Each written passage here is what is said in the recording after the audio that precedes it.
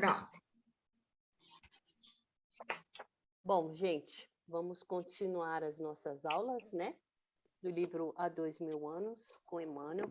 Vamos fazer a nossa prece. Mestre Jesus, nos abençoe nessa aula de hoje. Que os bons espíritos possam iluminar as nossas ideias, abrir as nossas mentes, para que os exemplos do Mestre, como vai ser dito na aula de hoje por Joana de Ângeles, que os exemplos do Mestre, as orientações, as lições morais deixadas por ele, sejam por nós definitivamente assimiladas e que possamos seguir seus passos. Joana vem nos trazer os exemplos das ações e as orientações. Agradecemos a Jesus a oportunidade de estarmos aqui, compartilhando ideias, e que essa aula seja bastante proveitosa a todos. Que assim seja. Oi, Simone. Oi, cheguei no meio da prece. Tudo bem, gente? Tudo bom. Então, vamos lá. Bom, continuando então, né? O livro Há 2000 anos, parte 2, agora é o 5º capítulo. Nas catacumbas da fé e no circo do martírio. Vamos lá. João Carlos, na última aula, ele fez um resumo, né, do capítulo anterior. Então, a gente vai dar só uma passadinha para nós nos localizarmos aqui no contexto dessa história maravilhosa. Vamos lá. Nós temos o adoecimento de Calpurnia, né? Nós temos a mudança de Calpurnia, que passa a reconhecer Lívia como uma pessoa do bem, né? Um espírito benevolente, e que depois dos meses aí de Lívia ajudando, né, a cuidar da amiga, ela a reconhece como imaculada, né? Antes de falecer, Calpurnia recebe a informação do esposo, ela o vê mediunicamente, né? Recebe a informação sobre Lívia, né? Que Lívia foi caluniada. Como eu falei anteriormente, a Lívia cuida da amiga durante todo o período da doença, né? Temos aí o Plínio Severo, como o João Carlos bem falou na aula passada, viciado em sexo e nos gastos aí com as amantes, principalmente a Aurélia, que já foi um caso do próprio Plínio, né? Em vidas passadas. Plínio reconhece a esposa com uma moral mais elevada e isso o aborrece mais ainda e afasta mais ainda o casal, né? A Flávia sofre e ela se mantém resignada. Isso é um ponto importante aí no aprendizado para esse espírito, né? Saul, após 5 anos, retorna e investe aí na sua paixão por Flávia, né? Que não o reconhece. Temos também a volta do irmão de Plínio, né? O esposo de Flávia, a volta de Agripa a Roma e vê a situação da esposa do seu irmão e se mantém aí, né, também, como é que eu vou falar? Resignado em relação à sua posição, porque ele também é apaixonado, mas ele é apaixonado por Flávia, mas não investe, mantém a sua posição aí de cavalheiro, né, de homem honrado. E o Saul, ele passa a ter mais contato, né, com a Flávia, o Agripa, que é o irmão do esposo. Mas, assim, como eu falei antes, como como um amigo, como um irmão, e Saul não vê o casal assim, né? E fica enciumado e começa a inferir que os dois estão cometendo adultério. E ele, inclusive, coloca essa ideia para o esposo, que passa a vigiar o irmão, né? O Agripa. Temos também Emiliano, né? Que é o marido de Aurélia, também um espírito aí nobre, valente nos seus posicionamentos, né? Que ele está vendo, que ele vê que a sua esposa tem um caso realmente com Plínio, ele suicida-se pelas situações, né? Tanto da vida do trabalho, porque ele está sendo perseguido, e também pela situação familiar aí. E não era um caminho, né? Todos nós sabemos, adequado.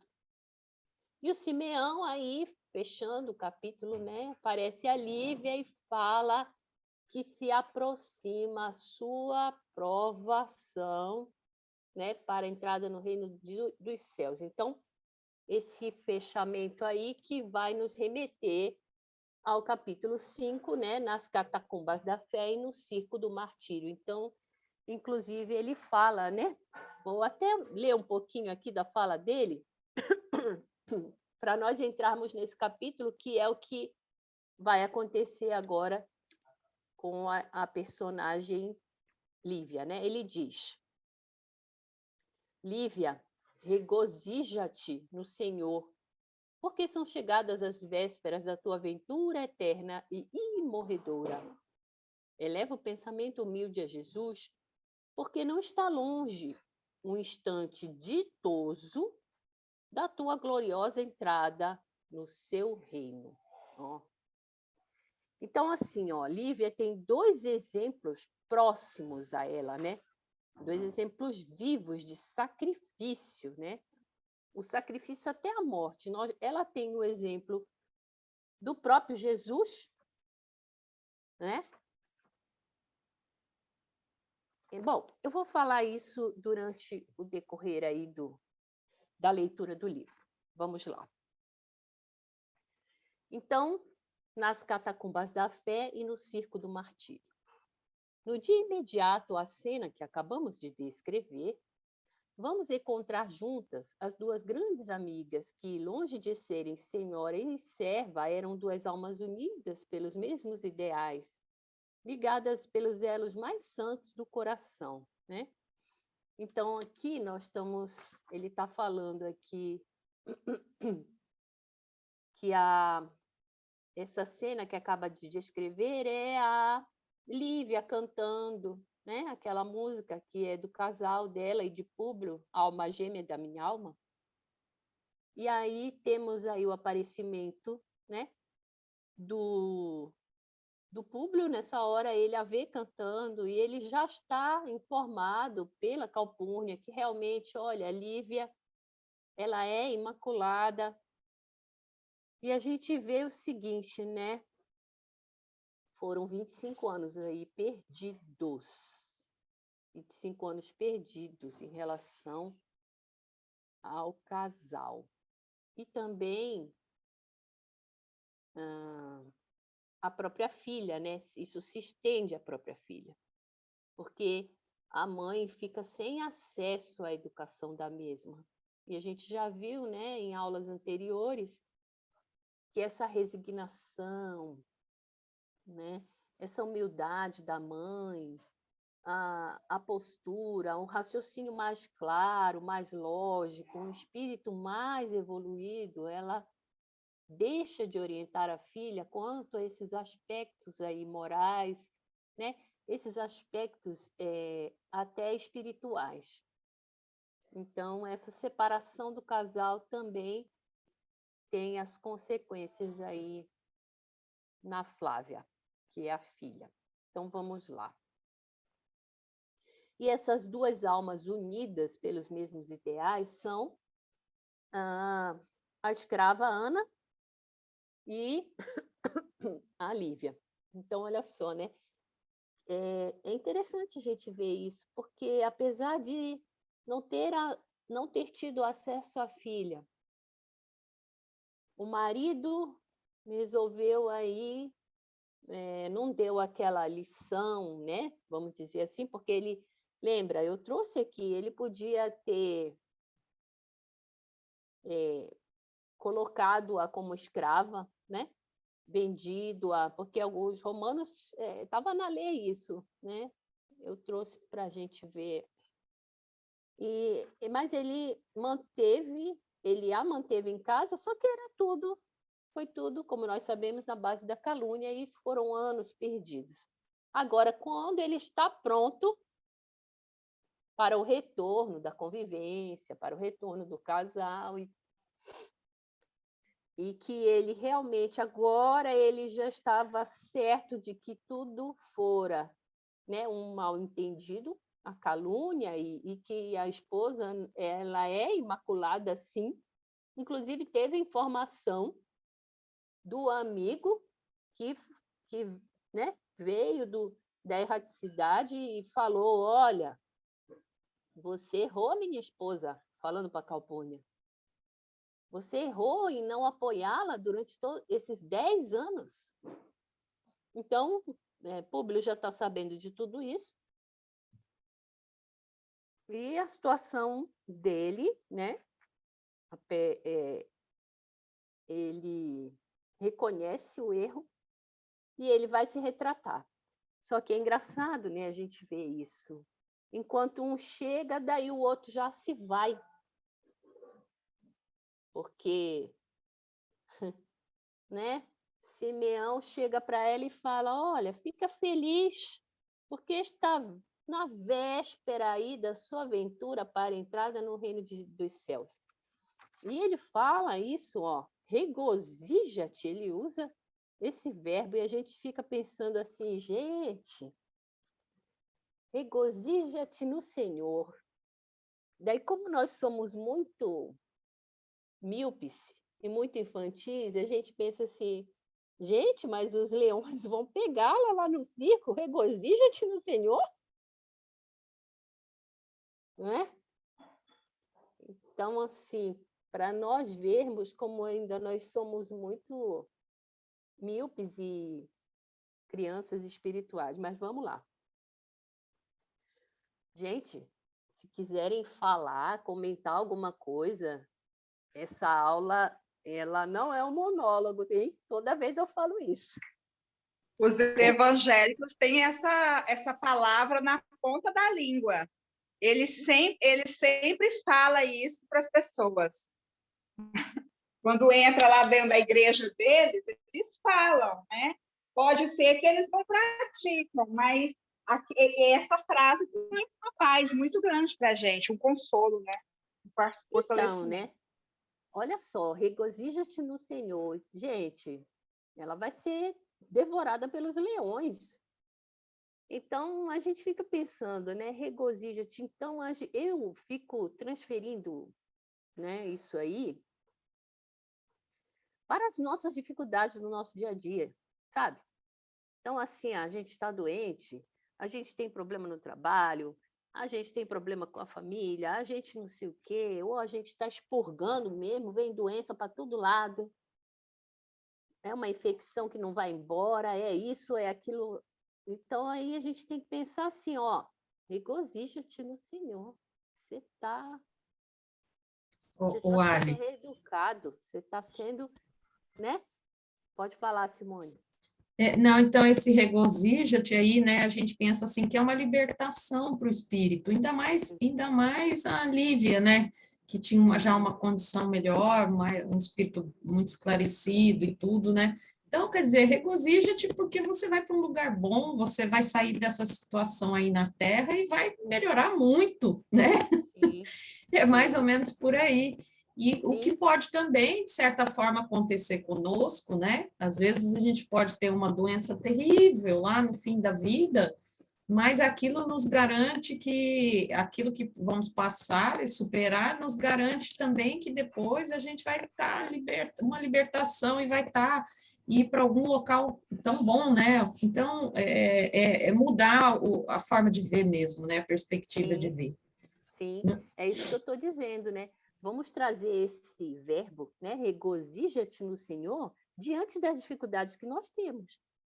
Porque nós passaremos assim, é claro, aquela época, nós estamos aqui no século I, as dificuldades, as provações que eles passaram são bem diferentes das nossas atuais, que não deixam de sê-lo também, né? De ser provações. Então, vamos usar aí o verbo de Simeão, regozijemo-nos no Senhor, né? Então, vamos lá. Ana acabava de chegar a casa depois de cumprir algumas obrigações no Fórum Olitorium, que ele comenta aqui, né, que é o mercado de legumes, quando, encontrando Lívia mais a sós, lhe disse confidencialmente: Senhora, hoje à noite uma nova voz se levantará no santuário das catacumbas para as pregações da nossa fé. Amigos nossos me avisaram esta manhã que, já há alguns dias, se encontra na cidade um emissário da igreja de Antioquia, chamado João de Cleófas, portador de significativas revelações para nós outros, os cristãos dessa cidade. Lívia deixou transparecer um clarão de íntimo contentamento nos olhos, exclamando: Ah, sim, havemos de ir hoje às catacumbas, né? Tenho necessidade de comungar com os nossos irmãos de crença nas mesmas vibrações da nossa fé. Além disso, preciso agradecer ao Senhor a misericórdia das suas graças imensas. Então, vamos lá. Gente, quem é João de Cleófas? Né? Tá, eu vou trazer um pouquinho aqui de Lucas, né? Capítulo 24, versículo 2, 31. E acharam a pedra removida. E entrando, não acharam o corpo. Disseram-lhes 2 homens com vestes resplandecentes: Por que buscais o vivente entre os mortos? Ressuscitou. Voltaram ao sepulcro e anunciaram aos outros. Eram Maria de Madalena, Joana de Cusa e Maria, mãe de Tiago. Eles, né, os discípulos, não creram, né, que Jesus tivesse ressuscitado. No mesmo dia, iam 2, né? 2, aqui é 2. Iam 2 deles. Olha só, gente, tá vendo que esse tablet é uma maravilha. No mesmo dia, iam 2 deles. João de Cleófas, do grupo dos 70, e outro, no caminho entre Jerusalém e Emaús. Então, entre Emaús, né, e Jerusalém, nós temos 11 quilômetros a oeste, tá? Iam falando entre si tudo o que havia sucedido e fazendo perguntas um ao outro. O mesmo Jesus aproximou e ia com eles. Por que estáis tristes? E lhe contaram. Gente, imagina essa situação, né? João de Cleófas está lá. Eu fui vendo, né, em alguns artigos,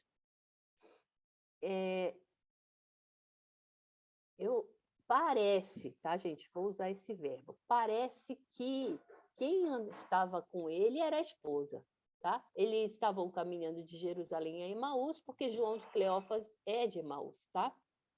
Então, chegou um terceiro, se juntou com os 2, né? Que provavelmente é o casal. E o terceiro fala assim: eles estavam tristes. O casal estava triste. Jesus tinha acabado de falecer.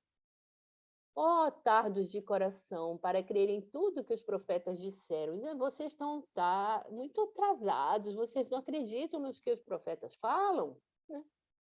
Não convinha que o Cristo, então, devesse padecer essas coisas e entrasse em sua glória? Gente, se vem um terceiro e começa a falar essas coisas, você fica pensando o quê?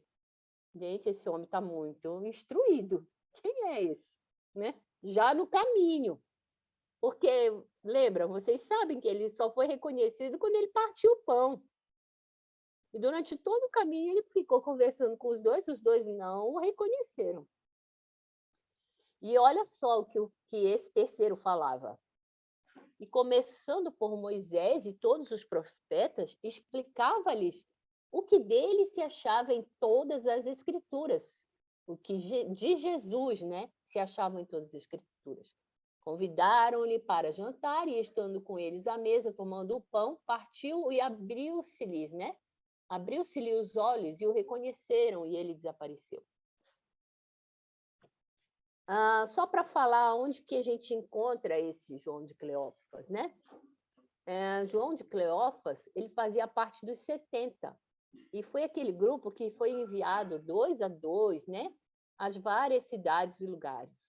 E Jesus falava, né? A seara é grande, os trabalhadores são poucos, eu os envio como cordeiros no meio dos lobos, né? Então, aqui eu tenho a distância, certo?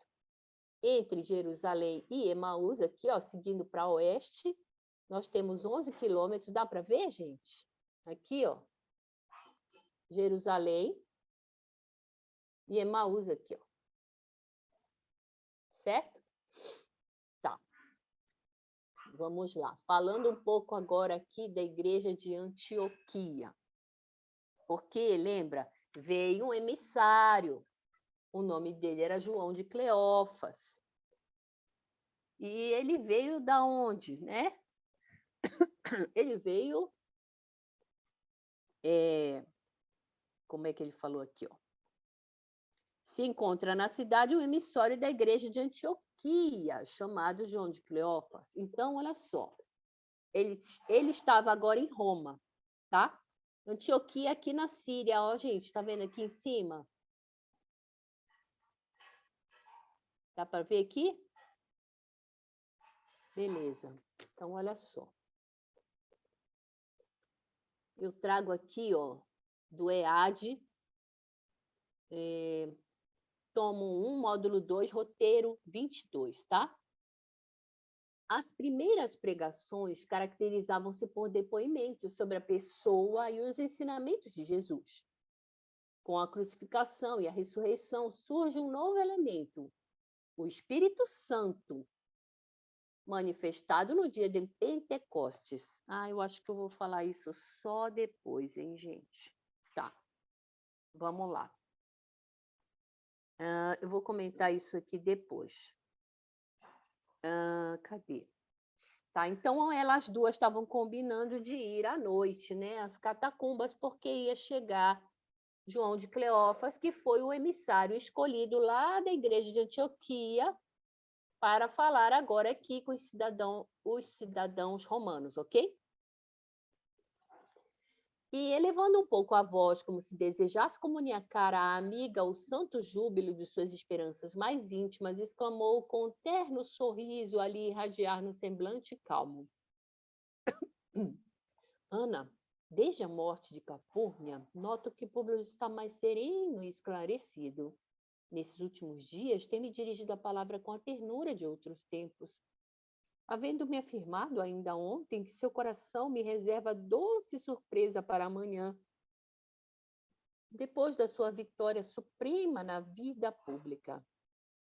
Sinto que é muito tarde para que seja novamente feliz nesse mundo, mas, em suma, estou intimamente satisfeita, porque nunca desejei morrer em desarmonia com o companheiro que Deus me concedeu nas lutas da vida. Acredito que nunca me perdoará o crime da infidelidade que julgo haver eu praticado há 25 anos. Mas choro de contentamento ao reconhecer que Públio me sente redimida ante a severidade dos seus olhos. Então, gente, está vendo aqui? Foi o que eu comentei anteriormente, né? O esposo já voltando à situação do início do casamento, né? Crendo agora na esposa, porém, assim, e ela feliz, porque ele está a tratando como antigamente, e ela não queria, olha a intuição dela, ela foi avisada também, né? Pelo Simeão. Junto com o aviso tem a intuição, né? Sinto que é muito tarde, tá vendo? Para que seja novamente feliz neste mundo. Então, quando um chega, o outro está partindo. E chorava comovida, enquanto a velha criada lhe afiançava com ternura: sim, minha senhora. Talvez tenha ele reconhecido as suas abnegações santificantes no lar nesses longos anos de sacrifícios. Agradeço a Jesus tamanha misericórdia, revidou Lívia, sensibilizada. Suponho mesmo que não estou longe de partir para o mundo das realidades celestes, onde todos os sofredores hão de ser consolados. Está vendo? De novo ela fala aqui.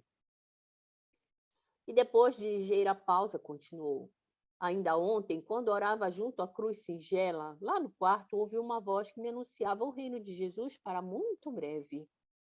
Ouvindo, a Ana lembrou-se subitamente de Simeão e das horas que antecederam os seus sacrifícios, mergulhando-se em dolorosas cismas. Então, aqui a Ana já fica preocupada, né? Suas recordações remontavam ao passado longínquo, quando a voz de Lívia novamente a despertou nesses termos. Ana, dizia com as heróicas decisões da sua fé, não sei como serei chamada pelo Messias. Olha só, gente. Mas, na hipótese da minha breve partida, peço-te continuares nesta casa, no teu apostolado de trabalho e sacrifício, porque Jesus há de abençoar-te os labores santificantes. Então, gente, temos aqui, né, a conversa entre as duas e além como eu falei antes, além da intuição, né, intuição forte nela, que ela tem a questão da mediunidade, né, e as palavras de Simeão. Então, ela estava esperando mesmo para breve, entrar brevemente, ela não sabia como. Mas ela teve, gente, 2 exemplos próximos, né, de lutas e de morte com sacrifício para a entrada no reino dos céus. Primeiro, né, nós temos 2 exemplos. O de Simeão, no capítulo 9 deste próprio livro, e nós temos também o falecimento de Jesus, que Lívia a acompanha. E o acompanhar dela para esse falecimento é não só pelo olhar físico, né? Vamos dizer assim, o olhar do planeta Terra, mas também ela conseguiu fazer esse acompanhamento mediunicamente com um olhar espiritual. Vocês lembram que ela como que se transpôs e em espírito ela viu aquele bando de anjos chegando para fazer a recepção de Jesus.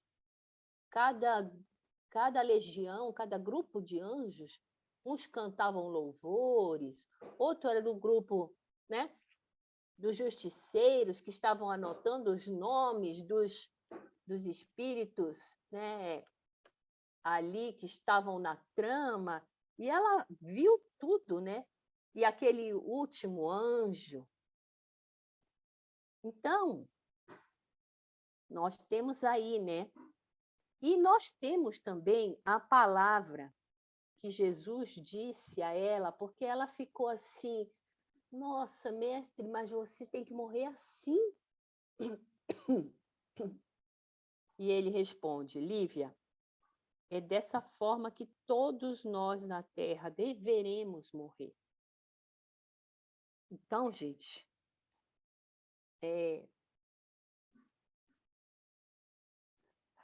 a forma que todos nós deveríamos morrer, ele estava indo como um exemplo, né? Um exemplo primeiro. Então, assim,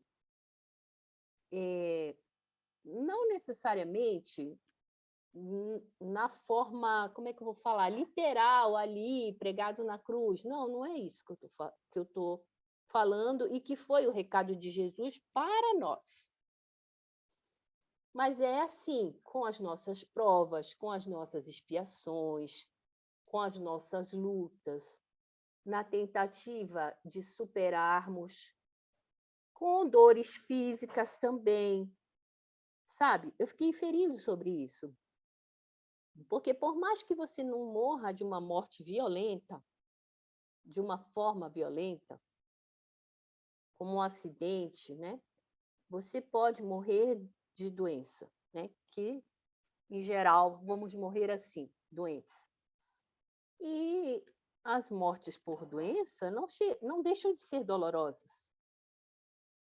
Não sei se eu estou me fazendo entender. Então, eu fiquei pensando, sabe, no livro Ação e Reação, no capítulo 17, não sei se a gente lembra, nós temos o tuberculoso. Vocês lembram da história do tuberculoso? Ele falece qual ele fez o irmão falecer na encarnação passada, quando eles eram juntos. Então, só para a gente recordar um pouco. Eram 2 irmãos, e os pais faleceram, os pais tinham muito dinheiro, o irmão era meio dementado, ele era meio oligofrênico, ele tinha bronquite, e aí o irmão, que era o irmão mais velho, que deveria cuidar do mais novo doente, ele mata o outro. Como ele mata? Com punhaladas no tórax. E aí o irmão, né? O irmão dementado morre vomitando sangue, sangrando e tudo. Nesta vida agora, o mais velho tem tuberculose, fica no relento, né? Ele passa a ser guarda de porteiro de alguns locais, ele dorme no relento, porque ele fazia também o irmão dormir ao relento, porque ele queria que o irmão morresse de bronquite mesmo. Então, ele passa pelo relento, ele passa pelas dores torácicas que a tuberculose traz, e ele morre também com hemoptise, né? Da mesma forma que o irmão. Então, eu fico pensando, né? No recado de Jesus, Lívia, é dessa forma que todos nós na Terra deveremos morrer. Alguém quer falar alguma coisa, Renata? Não, é porque eu pensei nisso mesmo, na morte de um acidente, que é rápida, mas acho que a prova das dores físicas, eu acho que elas são piores, que a prestação não acaba nunca, né? Tipo assim. Mas então, vamos lembrar do primeiro verbo, regozijemo-nos, né? Verdade. Descansa no Senhor. Verdade, né, Renata? Quer falar alguma coisa? Alguém quer falar alguma coisa? Então, vamos lá. A antiga serva dos Lentulus queria dar novo rumo à conversação pungente e exclamou com a serenidade criteriosa que lhe conhecemos. Senhora, sabe Deus qual de nós partirá primeiro? Esqueçamos hoje este assunto para pensar tão somente nas suas santificadas alegrias. E, como para encerrar a angustiada impressão daquela palestra íntima, rematou perguntando confidencialmente: então iremos hoje, de fato, às catacumbas? Sim, fica combinado. À noitinha partiremos para as nossas orações e carinhosas lembranças do Messias Nazareno. Tenho necessidade desse desafogo espiritual. Após longos meses que estive retida junto da minha nobre Calpurnia.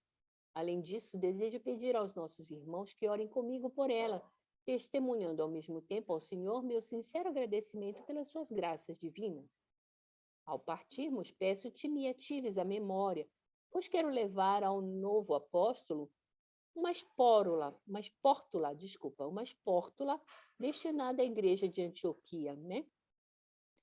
Então, uma espórtula na antiga, né, Roma, era uma cesta para distribuir dinheiro ou gêneros, tá? Se amanhã Públio vai receber o supremo galardão do homem do mundo, quero rogar a Jesus não lhe abandone o coração corajoso e generoso, para que as vaidades da terra não o inibam de buscar algum dia o reino maravilhoso do céu. Tá, vamos lá. Certo. Assim, entendidas, separaram-se na azáfama dos domésticos, os mistérios, né? E enquanto o senador, durante todo o dia, tomava providências numerosas para que nada faltasse ao brilho pessoal do seu grande triunfo no dia imediato, Lívia passava as horas de alma voltada para o Cristo em preces fervorosas. À noitinha, consoante combinaram, lá se foram à secreta reunião das práticas primitivas do cristianismo. Todos os servos graduados do palácio viram-na sair sem preocupação nem surpresa. E todo o longo período da moléstia de Calpurnia, Lívia e Ana nunca mais haviam fixado sua presença no interior do lar.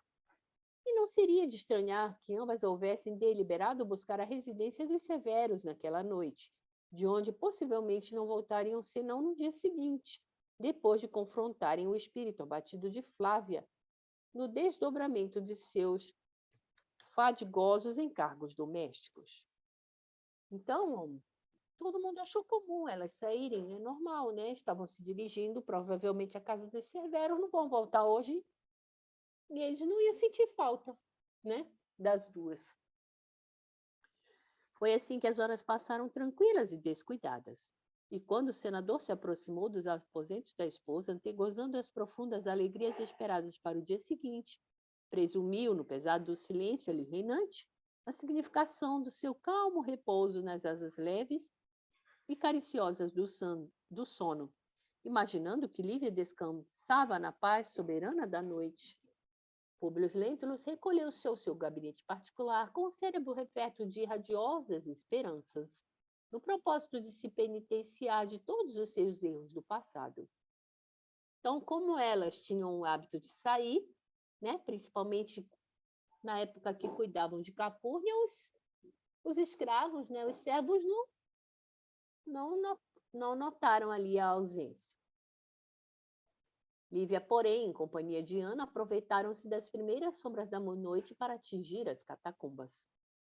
Passava das 19 horas quando ambas se ocultavam entre as pedras abandonadas que davam acesso aos subterrâneos, onde se amontoava a velha poeira dos mortos.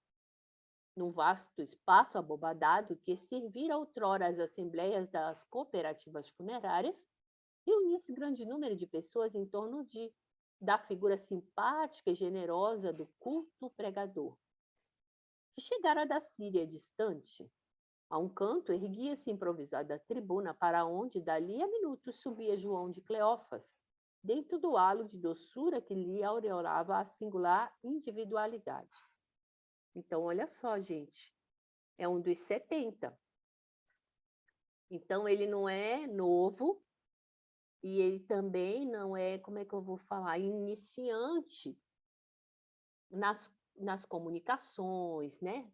Nos seus dizeres, já era um espírito que já estava ali em Jerusalém e acompanhando a situação de Jesus há algum tempo, tá?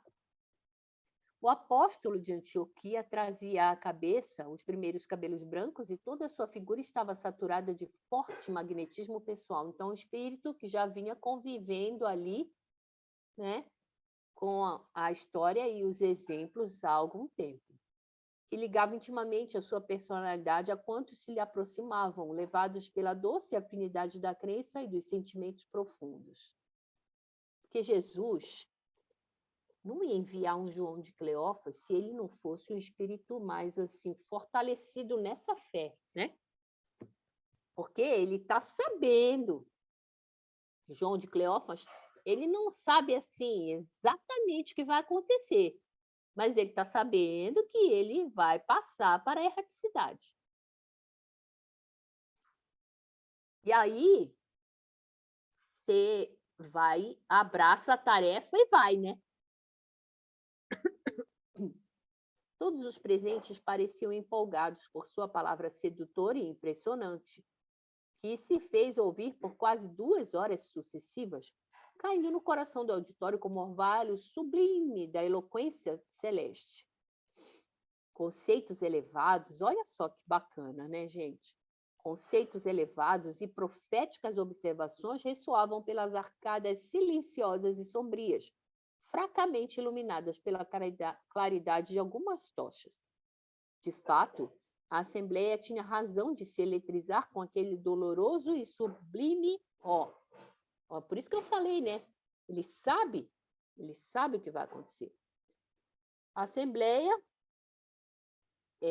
tinha razão de se eletrizar com aquele doloroso e sublime profetismo, porque João de Cleófas pronunciava profunda alocução mais ou menos nestes termos.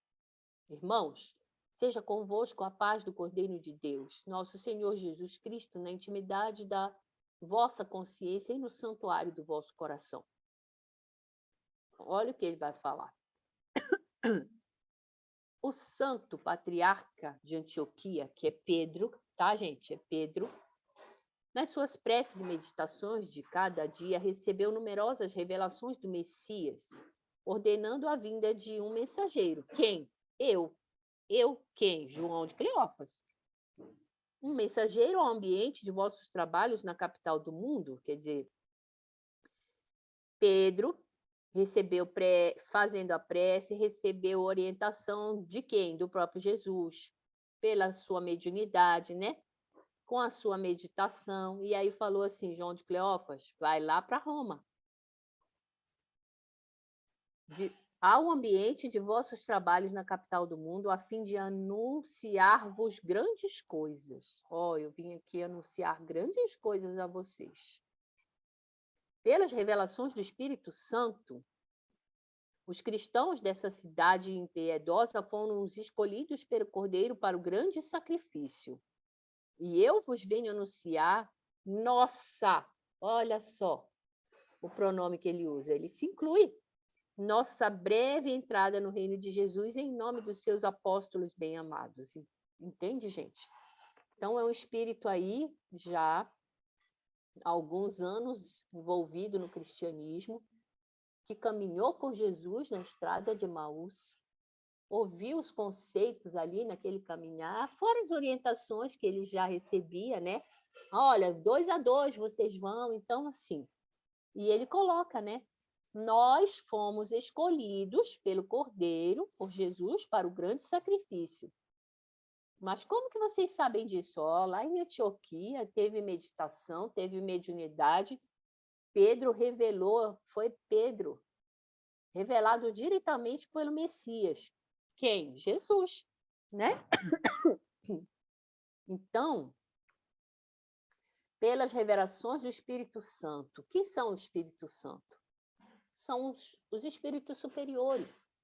São os espíritos que acompanham, né, as nossas programações, a nossa passagem. Eles falam, olha, fulano vai casar com ciclano, vão ter esses filhos, precisa disso, precisa passar por isso. Então, esse é o Espírito Santo, certo? Então, olha só, gente. Agora nós temos aqui Lívia recebendo o terceiro recado, né? Terceiro recado que Lívia recebe para a entrada nos reinos dos céus.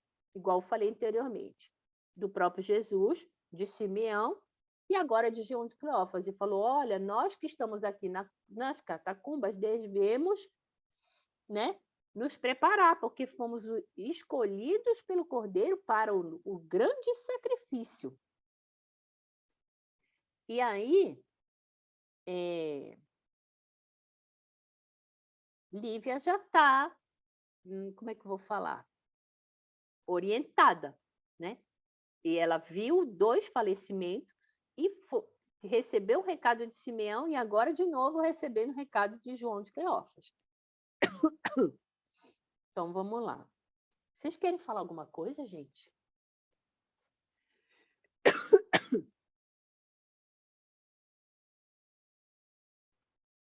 Por que eu estou martelando, vamos dizer assim, nesses recados, nessas orientações aí, né?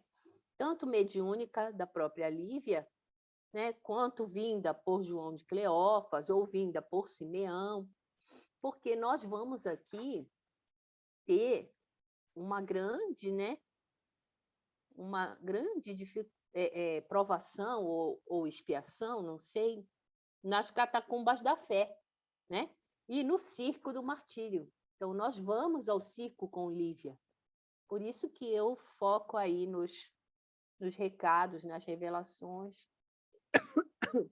e na próprio presenciamento, né? Na presença que Lívia teve aí nesses falecimentos. Sim,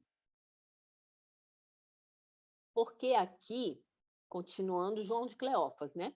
Porque aqui, onde todas as glórias divinas foram escarnecidas e humilhadas pela impenitência das criaturas, se hão de travar os primeiros grandes embates das forças entre o bem e o mal, iniciando o estabelecimento definitivo no mundo da divina e eterna mensagem do Evangelho do Senhor. Então, Roma foi escolhida, né?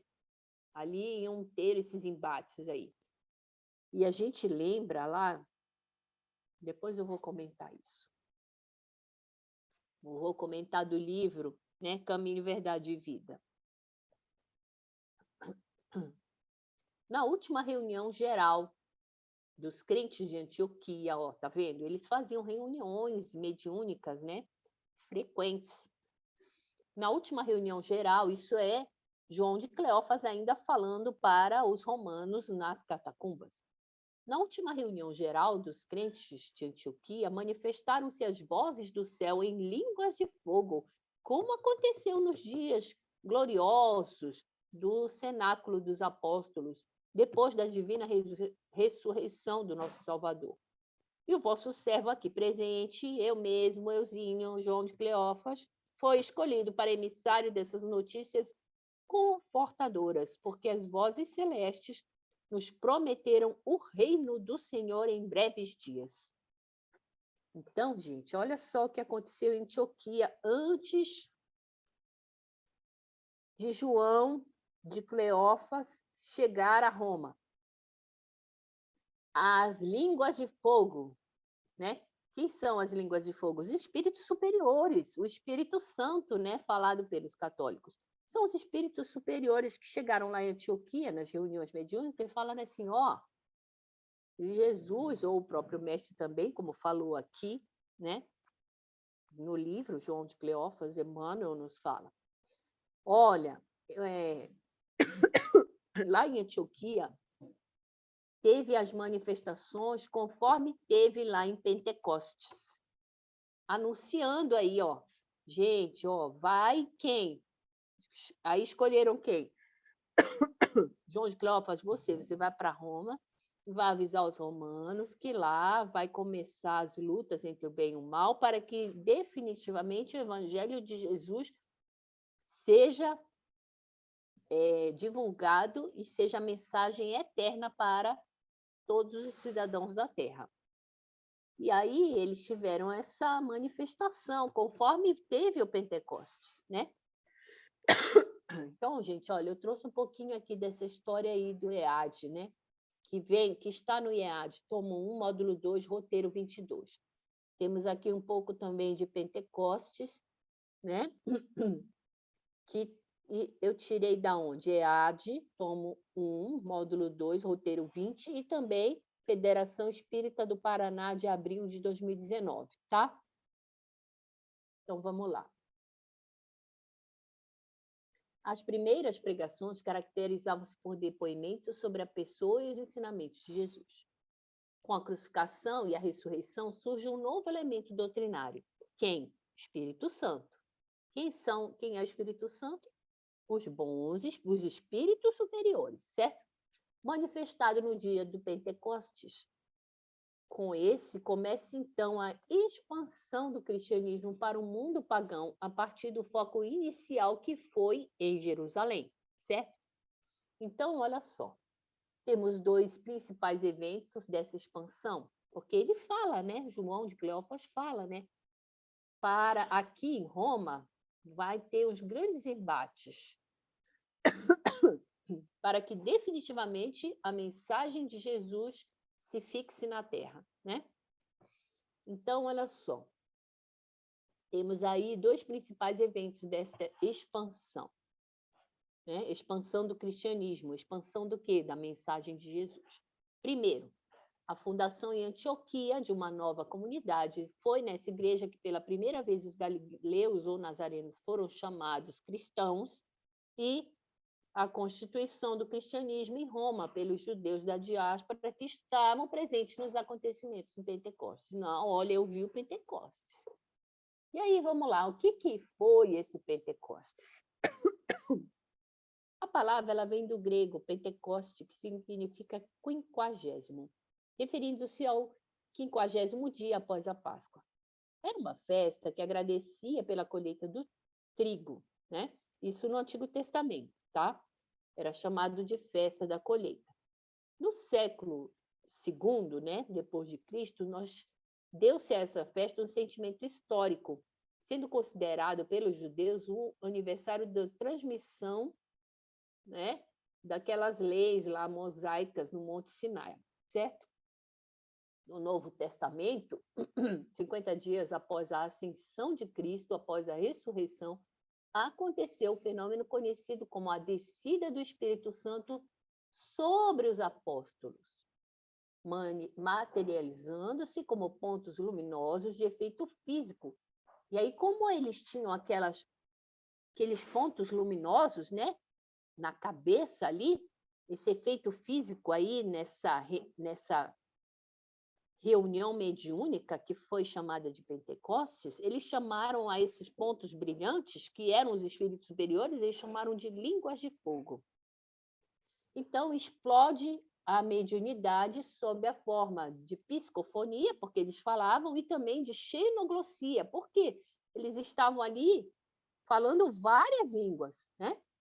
O que permitiu que os estrangeiros ouvissem na própria língua as maravilhas do céu. Olha, gente, que coisa é essa?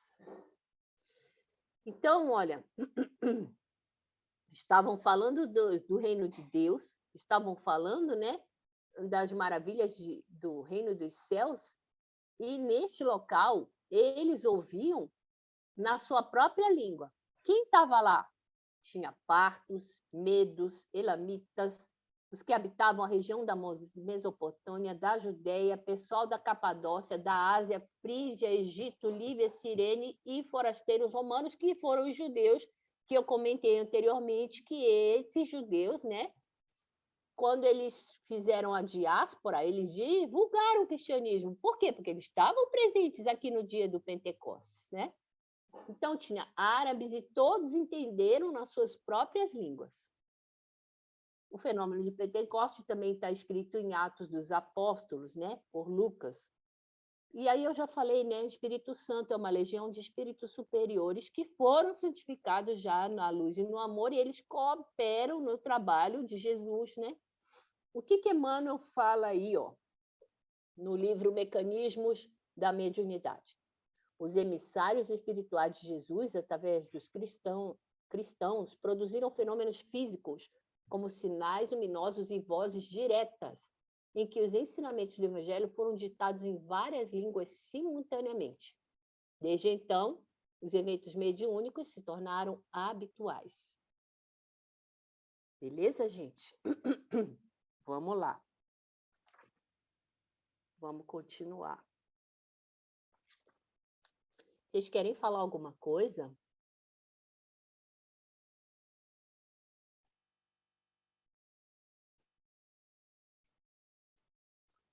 Então, bora lá. Amados, acredito que estamos em véspera dos mais atrozes, olha o que ele fala, testemunhos da nossa fé pelos sofrimentos remissores. Mas a cruz do Calvário deverá iluminar a penosa noite dos nossos padecimentos. Eu também tive a felicidade de ouvir a palavra do Senhor nas horas derradeiras da sua dolorosa agonia à face desse mundo. E que pedia a ele, meus queridos, e que pedia a ele, né? Uma pergunta. E que pedia a ele, meus queridos, senão o perdão infinito do Pai para os algozes implacáveis que o atormentavam? Sim, não duvidemos das revelações dos céus. Verdugos inflexíveis rondam os nossos passos, e eu vos trago a mensagem do amor e da fortaleza em nosso Senhor Jesus Cristo. Roma batizará sua nova fé com o sangue dos justos e dos inocentes. Mas também importa considerar que o Cordeiro imáculo de Deus Todo-Poderoso, se imolou no madeiro infamante para resgatar os pecados e alvetamentos do mundo. Andaremos, talvez, nessas vias suntuosas em novas ruas de uma Jerusalém, como em novas ruas de uma Jerusalém apodrecida, cheia de desolação e amargura. Clamam as vozes celestes que aqui seremos desprezados, humilhados, vilipendiados e vencidos. Mas a vitória suprema do Senhor nos espera além das palmas espinhosas do martírio, nas claridades doces do seu reino inacessível ao sofrimento e à morte. Lavaremos com nosso sangue e as nossas lágrimas a iniquidade desses mármores preciosos. Mas um dia, irmãos meus, toda esta Babilônia de inquietação e pecado ruirá estrondosamente ao peso das suas misérias ignóbeis. O furacão destruidor derrubará os falsos ídolos e confundirá as pretensiosas mentiras dos seus altares. Tormentas dolorosas do extermínio e do tempo farão chover sobre esse império poderoso as ruínas da pobreza e do mais triste esquecimento. Os circos da impiedade hão de desaparecer sob um punhado de cinzas. O fórum e o senado dos impenitentes hão de ser confundidos pela suprema justiça divina. E os guerreiros orgulhosos dessa cidade pecadora rastejarão um dia como vermes pelas margens do mesmo Tibre que lhes carreia a iniquidade. Então, novos Jeremias hão de chorar sobre os mármores a piedosa luz da noite. Os suntuosos palácios dessas colinas soberbas e graciosas cairão em penoso torvelinho de assombros e sobre os seus monumentos de orgulho, de egoísmo e vaidade gemerão os ventos tristes da noite silenciosa e deserta. Felizes todos aqueles que chorarem agora por amor ao Divino Mestre, venturosos todos os que derramarem seu sangue nas sublimes verdades do Cordeiro, porque no céu existem as moradas divinas para os bem-aventurados de Jesus. Falava com voz suave e terrível o emissário da igreja de Antioquia, e suas palavras ressoavam no profundo silêncio das abóbadas ermas. Cerca de 200 de pessoas ali se encontravam, ouvindo-o atentamente. Quase todos os cristãos presentes choravam embevecidos. No íntimo das almas pairava uma exaltação suave e mística, fazendo-lhes sentir as doces emoções de todos aqueles apóstolos anônimos que tombaram nas arenas ignominiosas dos circos para cimentar com sangue e lágrimas a edificação da nova fé. Então, gente, olha só, João de Cleófas vem trazer aqui essa informação que é dolorosa, né? Que é uma provação assim dolorosa. Ó, nós vamos morrer. É isso que ele está falando. E ele diz também aqui que não é só isso, né? Essa cidade inteira, ela vai ser destruída, ela vai ser arruinada. Ele diz aqui, ó, tudo isso é uma ilusão, né? Olha, os circos da impiedade hão de desaparecer sob o punhado de cinzas. Aí eu me lembrei do livro Caminho, Verdade e Vida. Só não lembro especificamente qual capítulo, mas no Caminho, Verdade e Vida, os espíritos superiores choram. Vocês lembram disso? Eles choram na erraticidade, porque Roma está falindo na sua missão de levar o evangelho de Jesus à frente, eles apostaram muito em Roma. Roma foi uma cidade programada, foi tudo muito bem elaborado, né? Através de Roma ia haver a união dos povos, ia haver a disseminação do evangelho de Jesus, mas não era esta programação que os romanos seguiram. Então, João de Cleófas está anunciando também aqui o fim da cidade, um fim do Império Romano, que ninguém acreditava, porque era um império muito rico também, materialmente falando. Só que, porém, pobre, né, moralmente, e que sucumbiu e não seguiu a missão para a qual foi desempenhada. Então, gente, eu acabo aqui, né? Na edificação da da fé de Jesus com sangue e lágrimas dos primeiros cristãos. Alguém queria falar alguma coisa?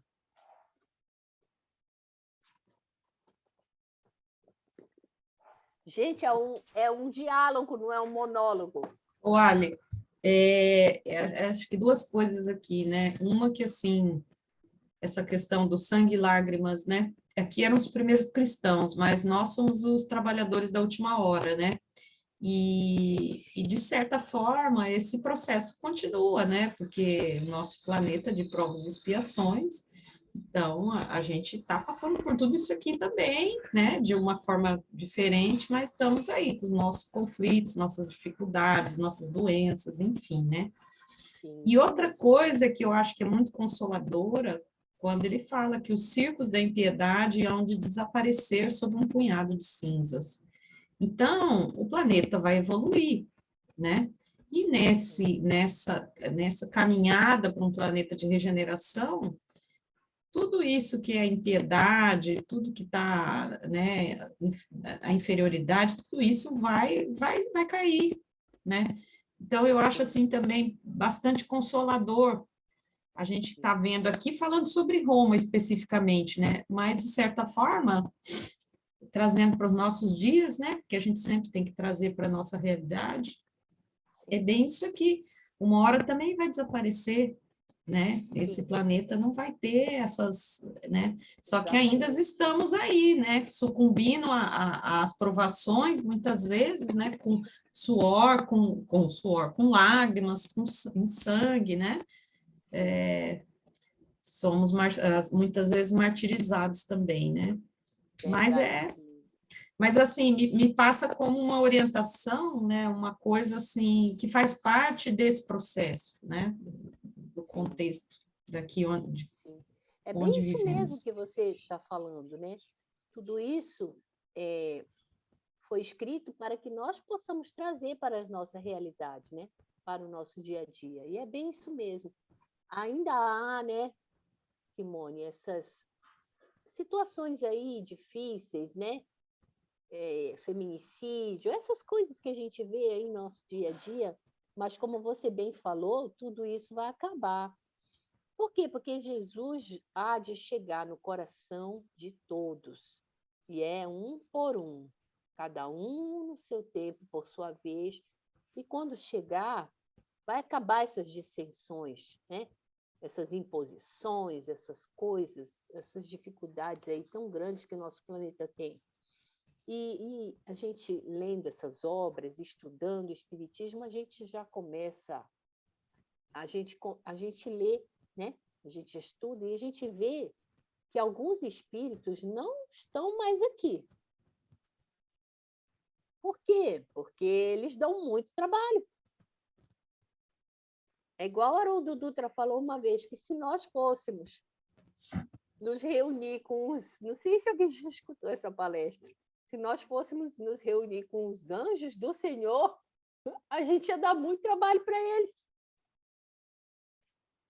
Então, é a mesma coisa aqui, entende? Vão separando o joio do trigo. Olha, infelizmente, nós tentamos, foi a sua última encarnação, foi ensinado, foi orientado, você não seguiu, já teve a sua última chance, não vai mais voltar. Entende? É bem isso aí.